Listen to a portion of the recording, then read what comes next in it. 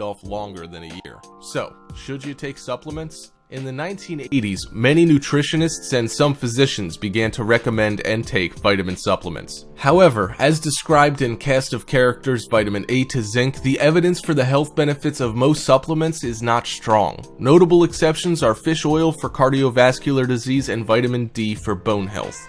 Although foods that contain vitamin A and beta-carotene as well as vitamins B, C, and E are clearly good for health, taking supplements of these vitamins has no proven health benefits. Well, what about a simple multivitamin? These pills, which also usually contain multiple minerals, are the most popular among all dietary supplements. 50% of Americans take them on a regular basis, shelling out more than $20 billion annually on these products. On an individual basis, a daily multivitamin won't set you back that much. A year's supply of many popular brands costs about $30. However, despite widespread belief that multivitamins will prevent chronic diseases such as cancer and heart disease, there's no evidence to support such claims. The National Institutes of Health convened a meeting on multivitamin and mineral supplements in May 2006. The State of the Science statement it issued was extremely cautious. Present evidence is insufficient to recommend either for or against the use of multivitamin/multi-mineral supplements by the American public to prevent chronic disease. The experts noted that the heaviest users of vitamin and mineral supplements are Americans who probably need them the least. Those who are well educated, have higher incomes, exercise, and already have healthy diets. A 2008 study in Archives of Internal Medicine that tracked nearly 162,000 participants in the Women's Health Initiative found that multivitamins have no effect whatsoever in 10 health-related categories, including cancer, heart attack, and stroke. Supplement takers didn't live any longer either. Here are some potential dangers of consuming supplements. Number 1. Potential pitfalls. Number 2. More isn't always better. Now, let's talk about potential pitfalls. Shopping for any kind of supplement can be confusing.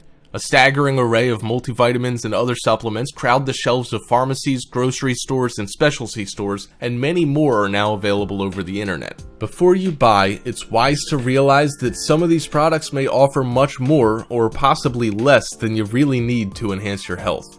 Dietary supplements may legally contain vitamins, minerals, herbs, amino acids, enzymes, organ tissues, and a few other substances. In short, practically any ingredient promoted as a way to bolster your diet and presumably your health. The FDA does not certify supplements for safety or effectiveness the way it monitors drugs.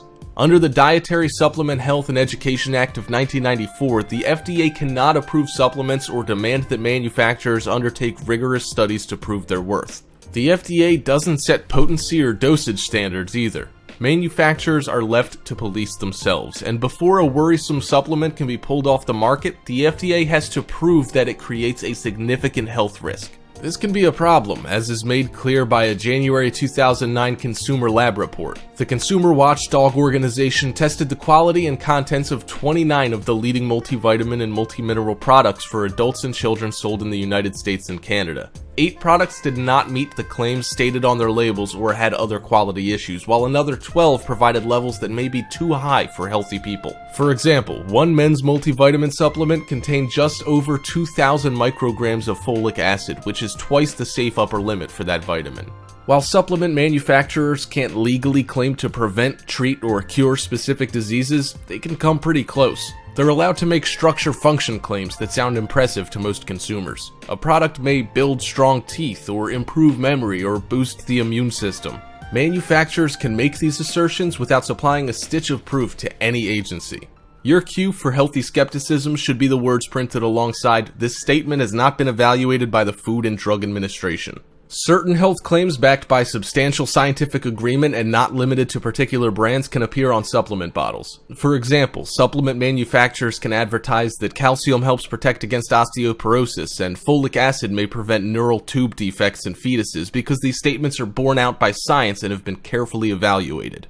Also, more isn't always better.